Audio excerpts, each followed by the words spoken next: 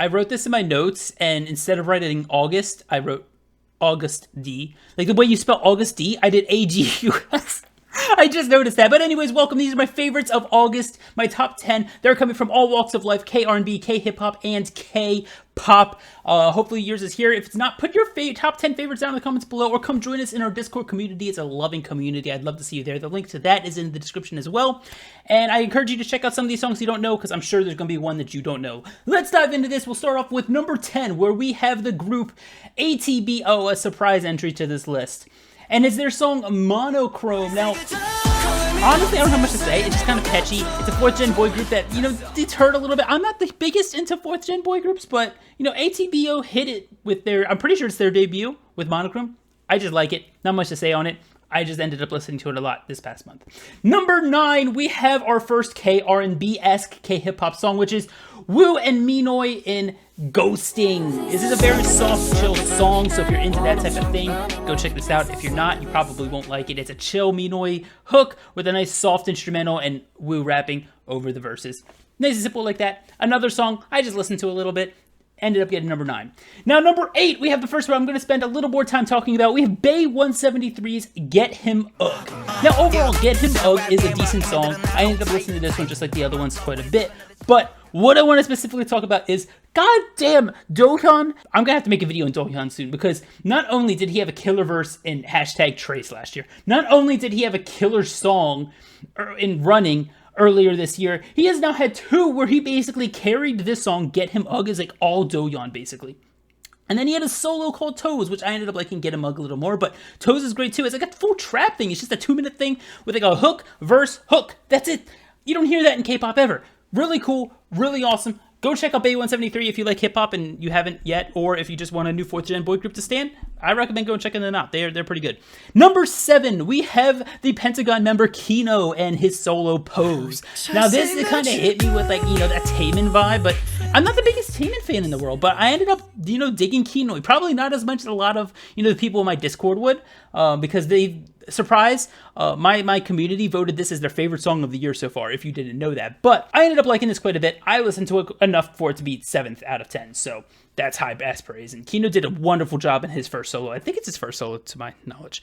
But yeah, so number 6, moving on, we have our first full K-hip-hop song, and it's featuring Soyeon.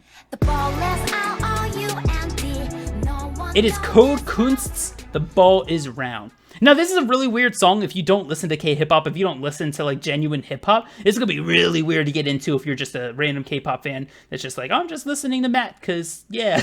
Hi, by the way, I hope you subscribe. But The Ball Is Round, very hip-hop-esque. I love to hear Soyeon going for this sound. I've been waiting for it, and she's done it twice now in the past year. No one can say she only has one delivery and they don't like it, because she has now shown she has so many deliveries in the past year.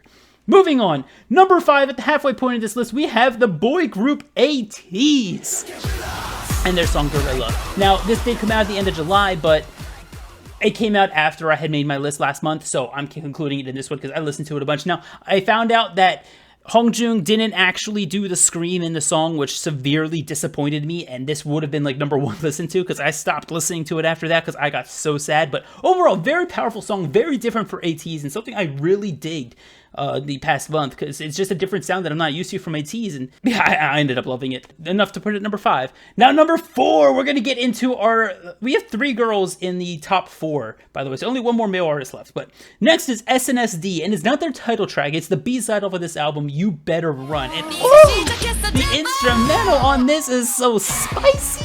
Like, man, it's so cool hearing these synth triplets instead of these normal like quarter note or half note synths that a lot of like retro songs would put into, like that type of thing. They have these like just like in-your-face triplet, the vocals going over. It's so much fun to listen to. I absolutely adored this song. This would have been number 1 if the other 3 didn't just blow my mind afterward. Number 3, speaking of which, that blew my mind, is Blackpink's Pink Venom. As an avid Blackpink stan since their debut, you can go check my channel if you don't believe me, because I literally have all of my history ever with Blackpink there. But as an avid Blackpink stan that has been severely disappointed in the lack of music and quality of music in the past 3 or 4 years, I was surprised. I was pleasantly surprised. Pink Venom is what I've wanted. a different sound from Blackpink. No, it's still the same generic Teddy structure of a song, but that hook is different for Blackpink. Any criticism you want, I'm happy to take this song. I adore this new sound from them. And then not even to mention Jennie and Lisa's rap. Like, their best rap ever, Blackpink? Hello? Okay. Now, number 2, we have Davey, a K-R&B soloist, featuring Big Naughty in his song Flying. I highly recommend you check out Davey if you want some nice K-R&B. He's a really good artist. He had a song featuring Mina that was in my top 20 of 2020 2 years ago, but Davey Flying with Big Naughty, such a different sound, such a really cool sound, and I ended up really liking it a lot. Just such a solid, good song that I just repeated over and over.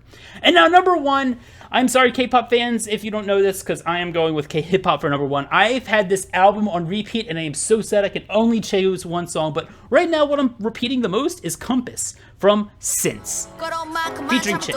Now, this album from Since is just insane. It blew my mind. Miracle ended up being my favorite at first, and then For You ended up being my favorite, and now I'm just replaying Compass. I'm sure all of the songs are going to get a turn because I have almost every song from this album on my playlist. It is so good. I've wanted this from since even before she showed up on Show Me the Money.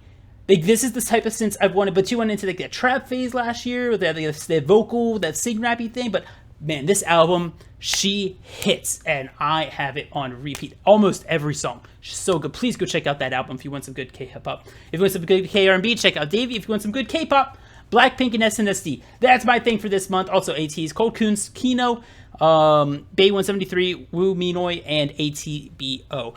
Nice variety this month. But yeah, thank you all for watching. If you want to go check out my July favorites or June favorites, they were in the cards above during this video. Please feel free to put your top 10 down in the comments below and let me know what you guys think. Come join our Discord. And as always, K-pop and chill the safe way. See you guys.